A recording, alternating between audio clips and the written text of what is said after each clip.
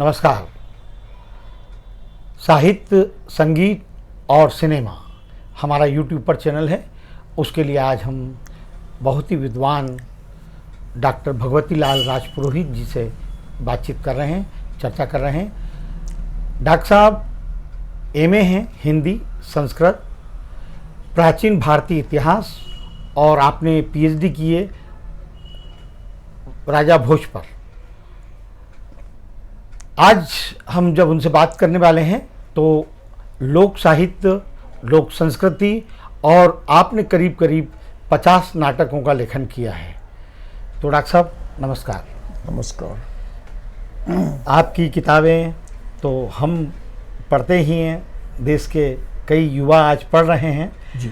तो मेरा आपसे पहला प्रश्न ये है कि जो भरत मुनि का नाट्य शास्त्र है जी। क्योंकि आपने 51 नाटक लिखे हैं और कितने नाटकों का मंचन हो चुका है, अभी वो मंचन हो रहा है स्टेज पर। और दूसरी बात कि ये जो नाट्य परंपरा है ये अपनी भारतीय परंपरा है, कितनी पुरानी है, और जो नाटकों में अलग अलग लेखकों ने अलग अलग स्थितियों पर, जो स्थितियों के अनुसार नाटक लिखे हैं, कभी समाज पर, कभी खेती खलिहानों पर, कभी समाज में जो बदलाव होते जा रहे हैं, जो विवाद होते हैं संपत्ति को लेकर, अलग अलग। तो आज के आधुनिक युग में भी नाटकों में वो परंपरा जो हमारे भारतीय साहित्यकारों ने, नाट्य लेखकों ने लिखी, या भरत मुनि की परंपरा में आज का लेखन नाटकों में दिख रहा है क्या? भारत में नाट्य की परंपरा अत्यंत प्राचीन है। भारत का नाट्यशास्त्र विश्व का सबसे बड़ा नाट्य संबंधी ग्रंथ है, सबसे प्राचीन ग्रंथ है। नाट्य के संपूर्ण अंगों पर उसमें गहराई से चर्चा की गई है और भारत के नाट्यशास्त्र को देखने से प्रतीत होता है कि उससे के सामने भी नाट्य की एक सुदीर्घ परंपरा रही है। उस परंपरा का ही परिणाम है कि नाट्यशास्त्र में विभिन्न विषयों की बारीकी से पुष्टि हुई है और चर्चा हुई है। उसमें समुद्र मंथन इत्यादि नाटकों की चर्चा भी है और यह भी संकेत किया गया है कि प्राचीन जो राजा पुरुरवा था, उस पुरुरवा और उर्वशी ने सबसे पहले धरती के ऊपर नाटक की परंपरा आरंभ की थी। ये जो परंपरा है, उस परंपरा के अनुसार हमारे पुराणों में भी कई नाटकों की चर्चा प्राप्त होती है। यहाँ तक कि हरिवंश पुराण में श्री कृष्ण के समय में श्री कृष्ण को जीवन चरित्र को आधार बना करके भी नाटक और रास तैयार हो गए थे और उनके समय में रामलीला करने की बड़ी प्रसिद्ध परंपरा रही है। ये हरिवंश पुराण में कहा गया है। तो ये जो परंपरा है बड़ी सुदीर्घ परंपरा रही है। यहाँ तक कि रामायण में भी जो कुशीलव है उनकी चर्चा है। कुशीलव मतलब जो अभिनेता है, उन अभिनेताओं की और नटों की चर्चा वहाँ पर प्राप्त होती है। तो और ये जो परंपरा है, उस परंपरा की चर्चा का कामसूत्र में भी प्राप्त होती है और उसमें कहा गया है कि हर नगर में नाट्य भवन होना चाहिए, सांस्कृतिक कार्यक्रम और नाटक उसमें हर महीने होते रहना चाहिए और जो कलाकार हैं उनको यथा योग्य पुरस्कार भी देते रहना चाहिए। तो ये एक हमारे यहाँ की एक सुदीर्घ परंपरा और दृढ़ परंपरा समाज में जो व्याप्त थी, उस परंपरा के प्रमाण हैं। भरत के नाट्यशास्त्र के अनुसार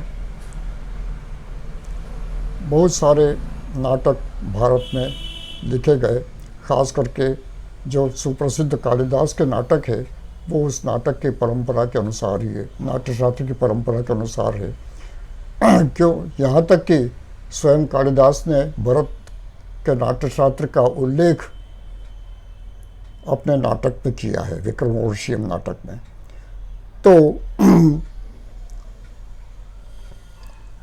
भास जो कालिदास से पहले हुआ है, सौमिल्य, कविपुत्र इत्यादि प्राचीन नाटककारों की चर्चा कालिदास से पहले से प्राप्त होती है और उनमें भास का उल्लेख कालिदास भी करता है।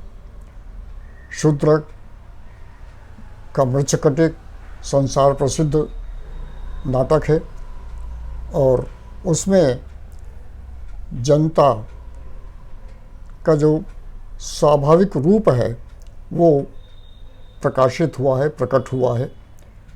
और जैसे जुआड़ी है, जैसे चोर है, या गणिका वृत्ति है, इन तमाम चीज़ों के लेकर के और राज्य विद्रोह, क्रांति, संसार की सबसे पहली क्रांति की चर्चा मृच्छकटिक में प्राप्त होती है नाटक में।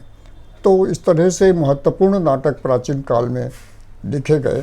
संस्कृत में जब नाटक लिखते हैं तो उसमें आधी प्राकृत होती है, प्राकृत भाषा होती है। प्राकृत यानी भाषा उस समय का लोक भाषा थी, क्योंकि जनता उससे जुड़ी हुई रहती है। तो हर संस्कृत नाटक में संस्कृत भी होती है और प्राकृत भी होती है। पढ़े लिखे लोग संस्कृत बोलते हैं और आम जनता जो है वो प्राकृत बोलती है और एक दूसरे की भाषा सब समझते हैं। तो ये उस समय के जो स्थितियाँ थी, सामाजिक स्थिति उससे प्रतीत मालूम होती है। उसके बाद में बहुत सारे नाटक तैयार हुए हैं, ख़ास करके जो राजनीति के ऊपर, और राजनीति और श्रृंगार इन दोनों को मिला करके वीणा वासवदत्ता नाटक तैयार हुआ था, जो उद्यन कथा को लेकर के है और उसका उज्जैन में कई बार प्रस्तुति भी हो चुकी है। हमने ही उसको नाट्य रूपांतर किया था हिंदी में, मालवी में। तो ये जो फिर विशाख दत्त का जो मुद्रा राक्षस नाटक है वो शुद्ध राजनीति के ऊपर है, कौटिल्य के ऊपर, चाणक्य के ऊपर। और इसके बाद में हर्षवर्धन के जो नाटक हैं, 3 नाटक, नागानंद, रत्नावली और प्रियदर्शिका, तो ये जो नाटक हैं ये बड़े लोकप्रिय प्राचीन काल के नाटक हैं। बाद में राजशेखर ने भी कई नाटक लिखे और ये परंपरा संस्कृत में लगातार चलती रही।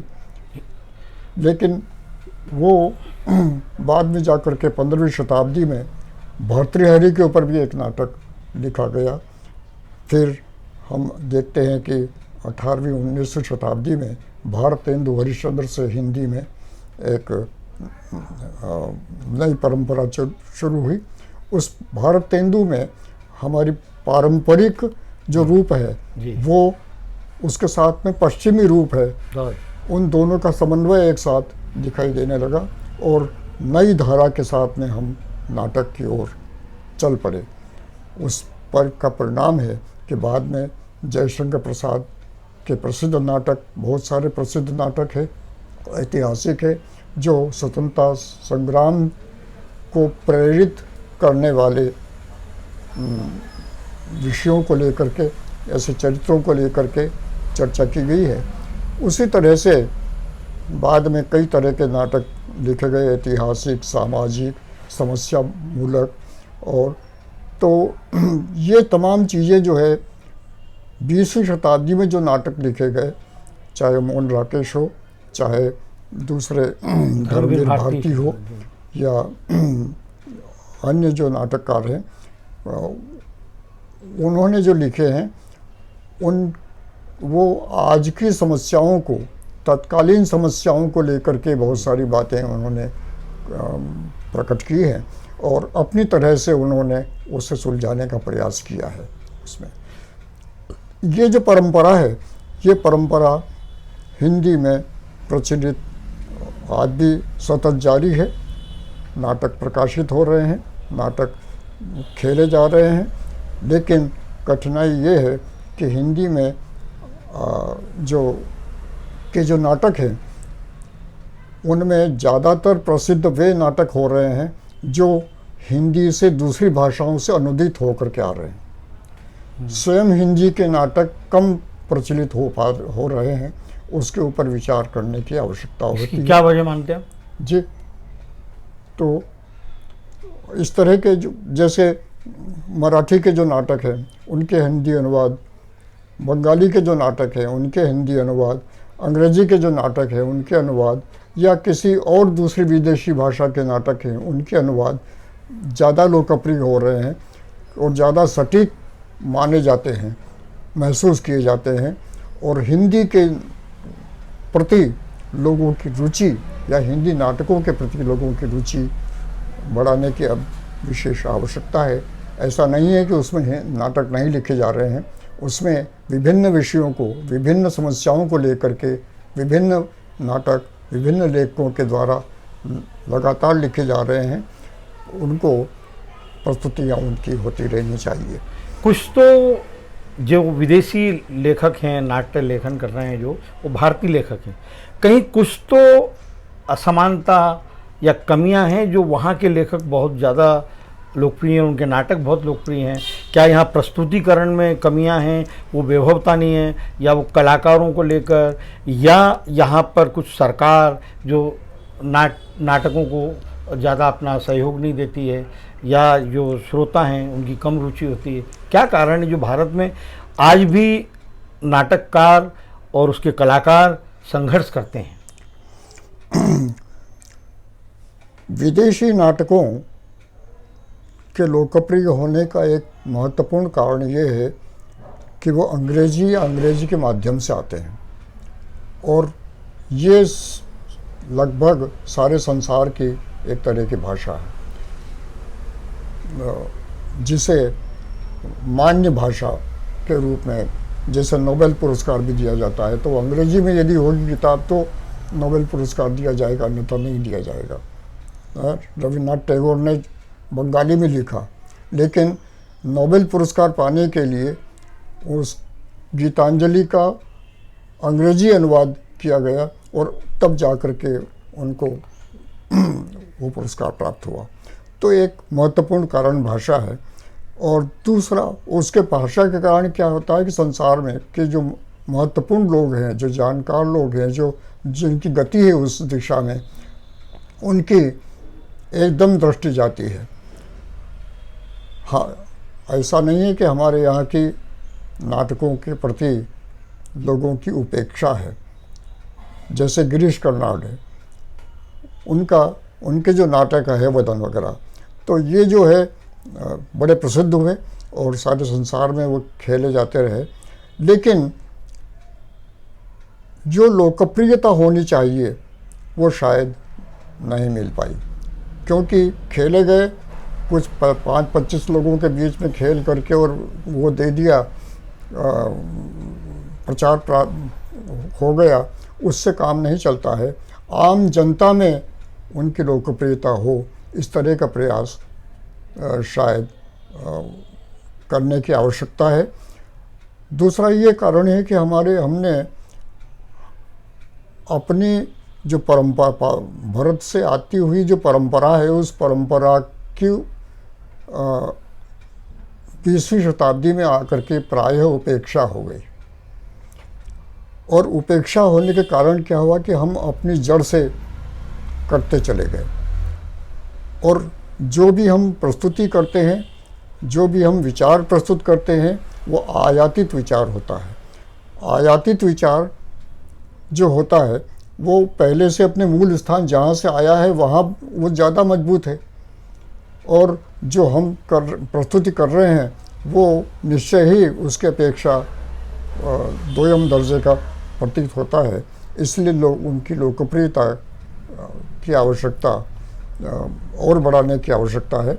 दूसरा ये है कि भारत ने जिन सूक्ष्म बिंदुओं की चर्चा अपने नाट्यशास्त्र में की है उनको भारत में पढ़ाने या शिक्षा देने की कोई परंपरा भारत में नहीं है।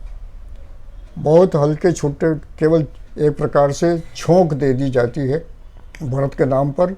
एनएसडी में भी खाली भरत के ऊपर कुछ व्याख्यान हो जाते हैं, कुछ बातें की जाती है, लेकिन वो मूलतः उनकी जो शिक्षा पद्धति है वो पश्चिमी पद्धति है।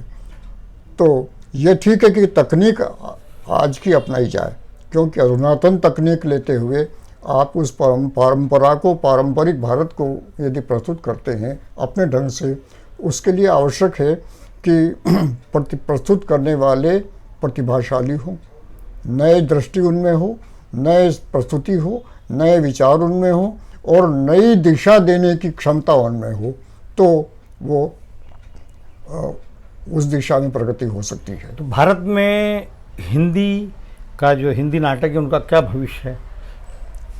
भारत में हिंदी नाटक का भविष्य उज्जवल है, इसलिए कि हिंदी करीब करीब आधे भारत की भाषा है और उसमें पर्याप्त लिखा भी जा रहा है, स्तरीय लिखा जा रहा है। उसमें ये जो एक मत होकर के यदि सब जो लिखा जा रहा है उनकी व्यवस्थित प्रस्तुति करे, उनकी व्यवस्थित अंतर्राष्ट्रीय स्तर की स्क्रिप्ट तैयार हो और उसी तरह के स्तर का प्रस्तुति हो, तो निश्चय ही उसके जो क्षमता है और उसकी लोकप्रियता है वो आगे बढ़ती चली जाएगी और भविष्य हमेशा उसका उज्जवल होता जाएगा। ये लोक साहित्य, आज का जो लोक साहित्य लोक जीवन को कितना प्रभावित कर रहा है? लोक साहित्य जो होता है वो हर समय का होता है और लोक जो संस्कृति है और उस संस्कृति से निकला हुआ जो साहित्य है वो चिरकाल से हर समय रहा है। उसमें समय समय पर आम जनता के द्वारा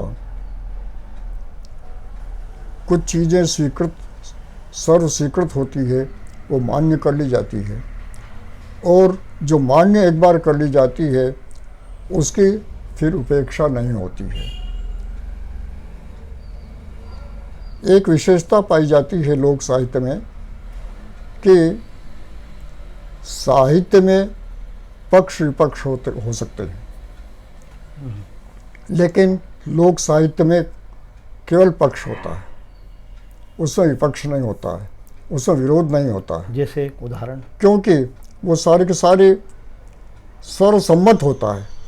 जो विपक्ष होता है वो तो बीच में चर्चाओं में और उनके द्वारा जो धारा चलती है, छलनी होती है, उस छलनी में समाज के द्वारा जो छलनी होती है उसमें अपने आप नीचे टपकता जाता है और मान्य तभी होता है जब वह सर्व स्वीकृत होता है।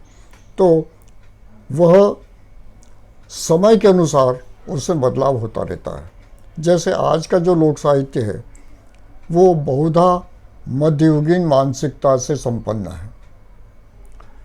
उसमें गीतों शादी के गीतों में जैसे जो है दूल्हा है उसको राजा कहा जाता है, दूल्हा राजा। जी जी। तो राजा की जो परंपरा है, राज परंपरा उस समय।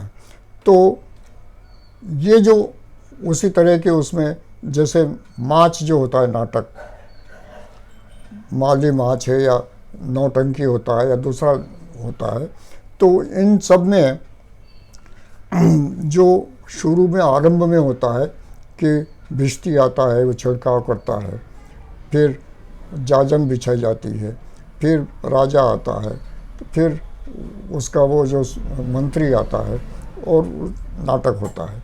तो ये तमाम चीज़ें जो होती है, तो ये सारी की सारी उस मध्ययुगीन जो परंपरा है, उस परंपरा का वहन करती है।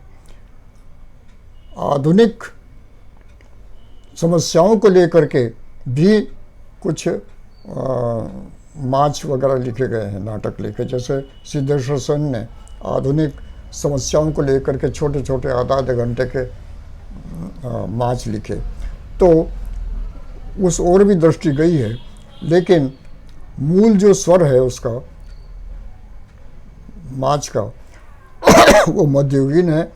और उसके जो वैवाहिक गीत हैं, चाहे संस्कारों के जो गीत हैं, जन्म से लगा करके मृत्यु तक के जो गीत, उन गीतों में भी ज़्यादातर हमारी समाज की, बहुसंख्यक समाज की जो मनोवृत्ति है वो उसमें विद्यमान है। और सबसे बड़ी विशेषता ये है कि हमारा जो देश है वो कृषि प्रधान देश है। कृषि प्रधान देश होने के कारण हमारे यहाँ के जो गीत हैं, उन गीतों में वो जो कृषि है, कृषि से संबंधित शब्दावली है, कृषि से संबंधित जो गतिविधियाँ हैं, और उनमें जो उपयोगी होने वाले जो सहयोगी जो जातियाँ हैं, जैसे कुमार है, लोहार है, ये तमाम चीज़ें, लोग जो है, उन सब का सहयोग उसमें प्राप्त होता है। उसमें यहाँ तक कि किसी भी वर्ग को छोड़ा नहीं जाता है, सब वर्ग के सहयोग से कोई भी काम संपन्न होता है। ये जो लोक साहित्य है, जैसा कि आपने बताया कि लोक साहित्य में कोई विवाद नहीं है, समाज का हर वर्ग सर्वानुमति से स्वीकृत होता है। लेकिन जो लोक साहित्य को लिखने वाला लेखक है, क्या आर्थिक रूप से और उस लोकप्रियता की दृष्टि से भारत में उनको इतनी लोकप्रियता और आर्थिक रूप से उसका साहित्य बाजार में लोग बिकता है क्या इतना? और दूसरी बात, लोक साहित्य भारत में, पश्चिम में भी लोक साहित्य का यही जो आपने बताया है नियम है कि समाज द्वारा स्वीकृत होता है, उसके बाद उसमें कोई विवाद नहीं होता है, लोक साहित्य में कोई विवाद नहीं होता है। तो फिर क्यों ना ये बहुत ही आज की युवा पीढ़ी, आधुनिक युग में भी लोक साहित्य की चर्चा क्यों नहीं होती है? मान लीजिए हम फिल्मों में देखते हैं, कभी कभी लोक गीत, लोक साहित्य का कुछ फिल्मों में आता है, लेकिन हर जगह या उस तरह से जो एक व्यापकता होना चाहिए वो लोक साहित्य में क्यों नहीं है? वास्तव में जो निर्विवाद की जो बात कही है, वो किसी एक देश की बात नहीं है, लोक की बात है, लोक संस्कृति की बात है, और वो सारे संसार में होती है। लोक जो है वो मनुष्य के मन में बैठी हुई आधारभूत संरचना है, और उस संरचना को वह जानबूझ करके भी छोड़ने का प्रयास करे तो भी नहीं छूट पाता है। हम यहाँ पर आए हैं तो जूते नीचे निकाल करके आए हैं, ये हमारी जो परंपरा है, उस परंपरा का, तो ये जो उसमें सिखाने की आवश्यकता नहीं है, वो लोगों के मन में बैठी हुई जो मानसिकता है, वो मानसिकता ही वैसी है और वो सारे संसार में होती है। जैसे एक जो दुखी है, उस दुखी के प्रति दया का भाव सारे संसार में एक जैसा होता है। तो सुखी के प्रति सब सुख, सभी सुखी, ये सब संसार में होता है। व्यक्त करने के तरीके अलग अलग हो सकते हैं, लेकिन उनकी जो मूल भावना है वो सर्वत्र एक है। जब शादी होती है तो सब दूर उत्सव होता है, चाहे भारत हो, चाहे अमेरिका हो, चाहे अफ्रीका के जंगल हो। तो ये जो तमाम चीज़ें हैं सर्वदेशीय है, और वो सर्वदेशीय जड़ें जो है वो मूलतः जो लोक साहित्य होता है वो क्षेत्रीय नहीं होता है। तो क्या इसको भी दो वर्गों में बांटा जा सकता है, जैसे कि फिल्मों को या साहित्य को, कि कहता हूँ ना मासेस और क्लासेस, एक होता है उच्च स्तरीय समाज या लोग पढ़ते हैं उसको, और एक निम्न स्तरीय या मध्यम स्तरीय पढ़ता है। तो लोक साहित्य को पढ़ने वाला और उसका अनुसरण करने वाला हर वर्ग है समाज का आज के युग में। लोग आज के युग में और हर समय में लोक जो संस्कृति है, साहित्य तो उसका अंग है, लोक संस्कृति की परंपरा जो है वो सर्वमान्य होता है, सर्वस्वीकृत होती है। जहाँ तक आप कह रहे हैं कि जो आम जनता है और ख़ास जनता है, तो ख़ास जनता भी किसी हद तक लोकमान्य होती है। जैसे हमारे यहाँ पर भावसार बात है, लोक कवि जब वो कविता पढ़ते थे, मालवी में कविता पढ़ते थे और अभिनय सहित पढ़ते थे, तो हमारे शमशेर बहादुर सिंह जो है, जो कि हिंदी के बहुत अधुनातन मानसिकता के विचार वाले और सब प्रौढ़ कवि थे, वो कहते थे कि ये तो महाकवि है। तो जबकि उनकी भाषा वो नहीं जानते। तो ये क्या है कि उसको जो लोक है, उस लोक को खास तक पहुंचाने की जो पद्धति है वो आनी चाहिए। एक जैसे हम कहें फिल्मों की, आप कहते हैं फिल्मों में कुछ छुटपुट उपयोग होते हैं, प्रयोग भी होते हैं। और जैसे एक फिल्म बनी थी पहले, गंगा जमुना, बड़ी प्रसिद्ध फिल्म बनी और बड़ी लोकप्रिय हो गई, लेकिन उसकी भाषा पूरी में भाषा भोजपुरी, उसकी रहन सहन, उनके पहनावे, उनके गतिविधि, उनके वो जो मकान है, टापरे हैं, आंगन है, खेत है, खलियान है, वो सब उसी तरह के। तो या मदर इंडिया था। तो इस तरह की जो फिल्में हैं, उन फिल्मों के माध्यम से भी हमारे यहाँ के लोक जो है वो हर प्रकार के समाज में पहुँचा है और लोकप्रिय हुआ है। तो सवाल ये है कि उनको कैसे उसको प्रस्तुत करना, लोकप्रिय रूप में कैसे प्रस्तुत करना। जैसा आपने कहा दुनिया भर में लोक संस्कृति, लोक साहित्य, विदेशों का तो जो वहाँ का कल्चर ही अलग है, तो यहाँ भारतीय जो संस्कृति संस्कार हैं वो तो वहाँ लोक साहित्य इतना पढ़ा जाता है जितना अपना। और अगर अपन भारत में किसी आज जो सब आपका इंटरव्यू देखेंगे सुनेंगे, तो अगर उनको कोई लोक साहित्य को लेकर कोई पुस्तक पढ़ना हो तो वो कौन सी पढ़ें, इन दोनों बातों का? देखिए, हमारे यहाँ के जो लोक साहित्य और लोक संस्कृति की जो परंपरा है वो अंग्रेजी के फोक शब्द से आया है। उसका हमने अनुवाद जैसा किया है। अच्छा। तो मूलतः तो वहाँ पर है फोक ऑलरेडी। जी। ओहो। तभी तो हमने उसको, तो वो जो है जिसको हम लोग कहते हैं वो जन है, जनता का है, वो भी जनता का है। तो वहाँ भी क्या है कि जो हमारे सामने आता है, हम इतने दूर बैठे हुए हैं, हमारे सामने जो आता है वो जो सभ्य समाज के द्वारा, जो शहरी समाज के द्वारा जो वो जो साहित्य, उत्तम साहित्य, उत्तम तो लोक भी होता है और लोक ज़्यादा उत्तम होता है कई बार। तो वो जो है वो आता है उसमें, और लोक साहित्य हमारे यहाँ तक पहुँच नहीं पाता है। यदि हम उसको प्राप्त करने की चेष्टा करें तो वो भी उसमें कम नहीं है, क्योंकि लोक में जो होता है वो जो भी गीत होता है, जो भी कहानी होती है, वो नीति परक होती है। और जिसको नैतिक शिक्षा की आजकल बहुत बात होती है, वो नैतिक शिक्षा तो उसके हर पद में, हर लाइन में विद्यमान होती है। उसको अलग से दिखाने की आवश्यकता नहीं होती है, उसमें वल्गरनेस उसमें नहीं होती है। तो और यदि व्यापकता की दृष्टि से देखा जाए तो हर दिशा से, हर प्रकार से जो आम जनता है, चाहे जर्मनी का हो, यूरोप का हो, रशिया का हो, जो किसान है, उस किसान को की जो गतिविधि है, मानसिकता है, खेत है, खलियान है, उस खेत खलियान को वहाँ के साहित्य में, जैसे टॉलस्टॉय के साहित्य में आपको ये मिल जाएगा। मुझे लगता है जैसे साहित्य अकादमी पुरस्कार या ज्ञानपीठ पुरस्कार या राष्ट्रीय पुरस्कार, तो ये साहित्य अकादमी पुरस्कार और ज्ञानपीठ, लोक साहित्य को, इन लेखकों को शायद मिले होंगे ज़्यादातर दूसरे उपन्यासकारों की अपेक्षा।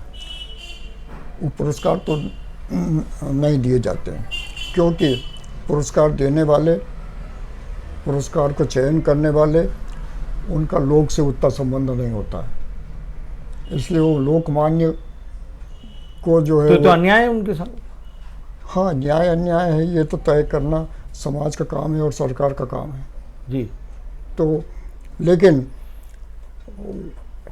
उनकी उसमें कोई प्रवेश नहीं है, लोककार इसमें साहित्य, जो साहित्य अकादमी में या साहित्य के बड़े पुरस्कार, ज्ञानपीठ या कोई भी हो बड़ा। लेकिन विदेशों में इस तरह की प्रतिभा को, जो समाज और देश के लिए इस तरह के उपन्यासों को वहाँ पुरस्कृत किए जाते हैं, भारत में नहीं है इसका मतलब। हाँ, होना चाहिए तो और उस तरह से सोच भी आना चाहिए। वो किसी न तो किसी प्रांत में भी है, नहीं है, और किसी उसमें भी नहीं है। आज की युवा पीढ़ी लोक साहित्य पर पुस्तकें लिख रही, अगर लिख रही हैं तो एक आध दो पुस्तक का नाम बताएं तो हमारे चाहने वाले और आपके चाहने वाले कुछ पुस्तक खरीदेंगे, पढ़ेंगे। लोक साहित्य के ऊपर भारत में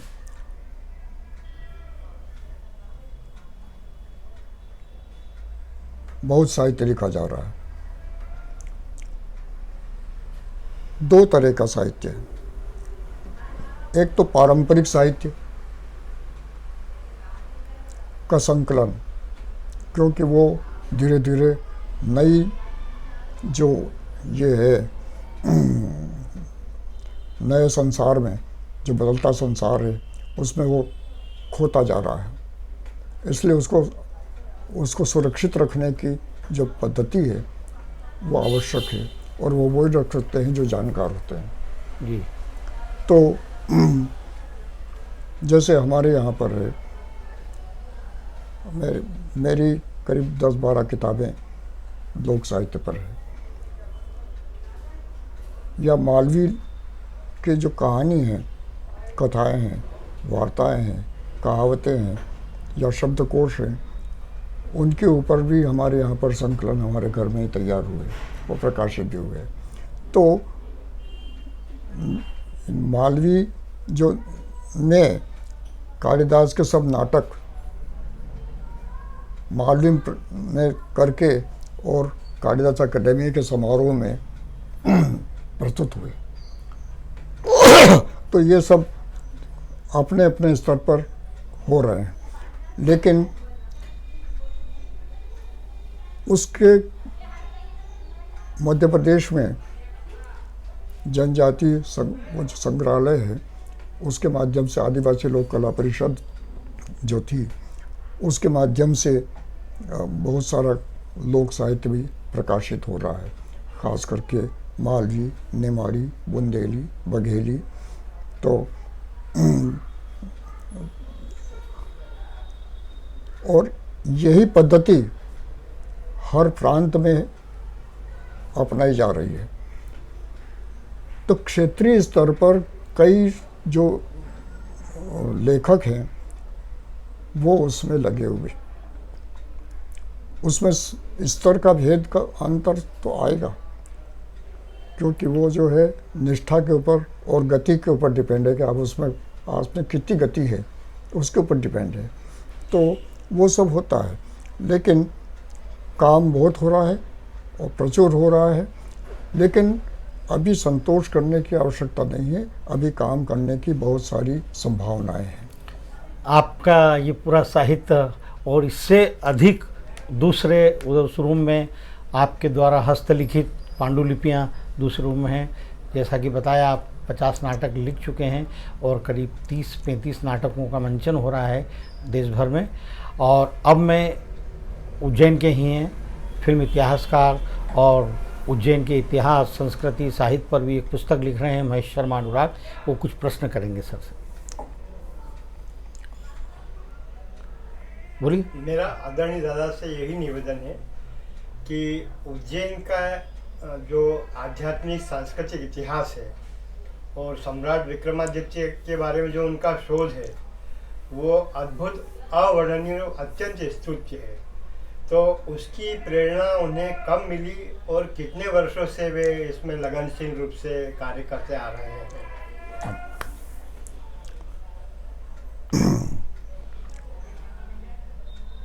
उज्जैन तो स्वयं प्रेरणा का स्रोत है। यहाँ रहते हुए कई दिशाएं प्रसन्न हुई, साहित्य की, लोक साहित्य की, नाट्य की और शोध की। उज्जैन पौराणिक नगर है, ऐतिहासिक नगर है, सांस्कृतिक नगर है, धार्मिक नगर है।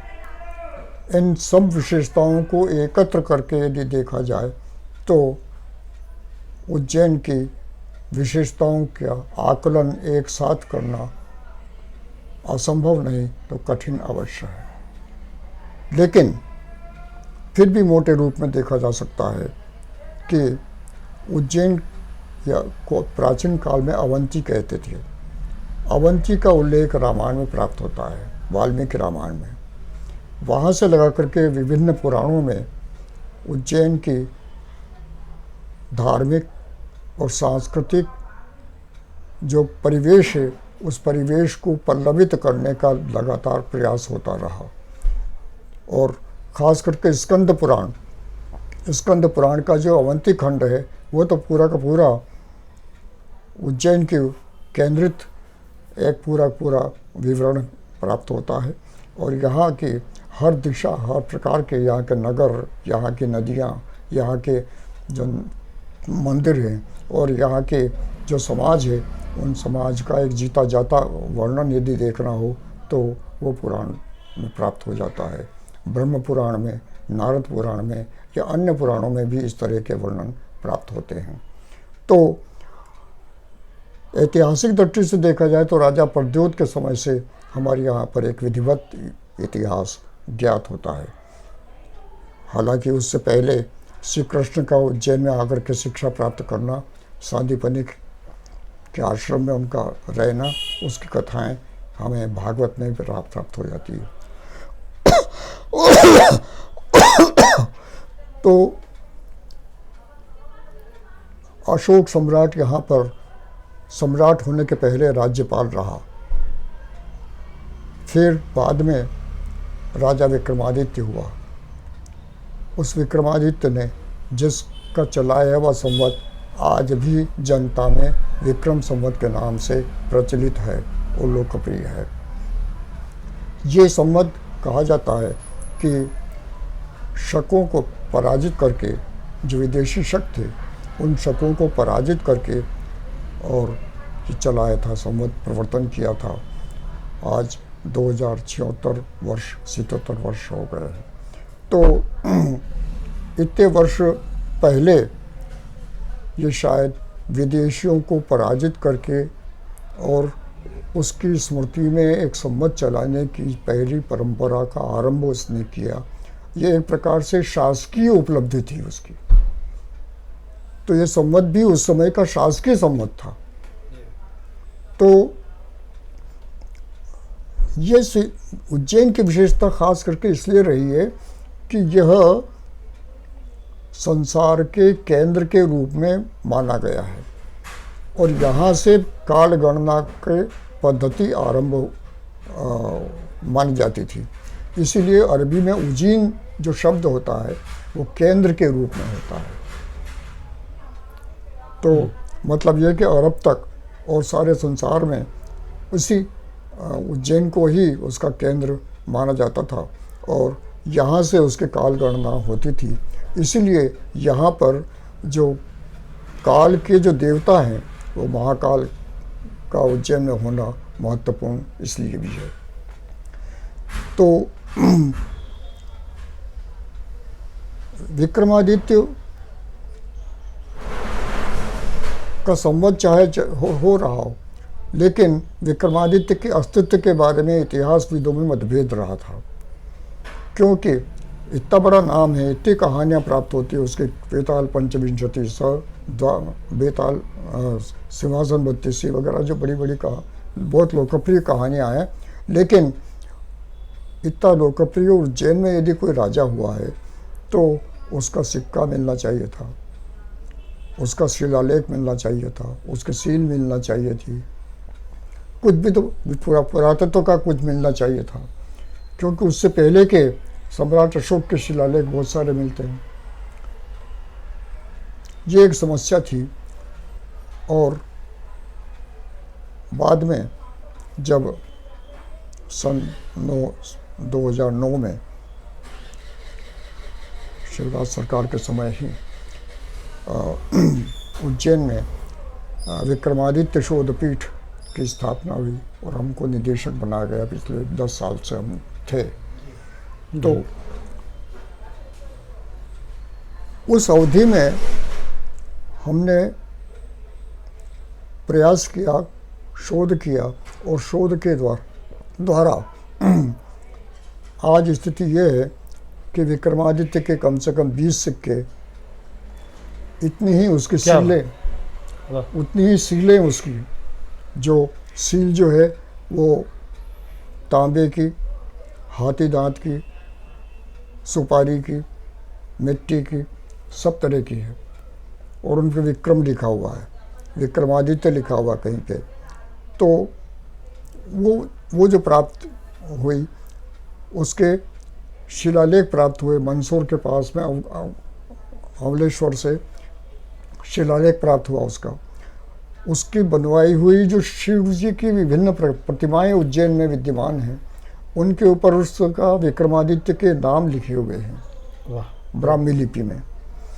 तो इस तरह से मूर्तियाँ, शिलालेख, मोहरें और क्या सिक्के, पुरातत्व के भिन्न जो वस्तुएं हैं ये प्राप्त हुई है और उनके द्वारा मान्य हुए हैं।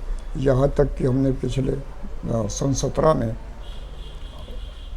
दिल्ली में पुरातत्व का केंद्रीय पुरातत्व के अधिकारियों से, विद्वानों के साथ में, बनारस के, दिल्ली के और अन्यत्र के विद्वानों के साथ में वहाँ के पुरातत्व अधिकारी से चर्चा की और गोष्ठी की छोटी सी, और उसमें भी उन लोगों ने कहा कि ये सर्वथा उचित है कि विक्रमादित्य को जो है वो ऐतिहासिक व्यक्ति है और उसके तमाम पुरातत्व के जो प्रमाण हैं ये मान्य होना चाहिए। धन्यवाद। तो ये जो तमाम उपलब्धियाँ हुई और उससे उसकी पुष्टि हो गई है। धन्यवाद सर। इसी तरह हम आपको ऐसे विद्वानों से चर्चा जारी रखेंगे। निरंतर हमारे हर सप्ताह एक 2 एपिसोड आते रहेंगे। कोरोना काल में साहित्य, संगीत और इतिहास, लोक संगीत और लोक साहित्य, प्राचीन संस्कृति, इस तरह से हम हर बार आपको विद्वानों से हम ज्ञान अर्जित करते रहेंगे और आपको नई नई जानकारियाँ इतिहास की मिलती रहेंगी। धन्यवाद।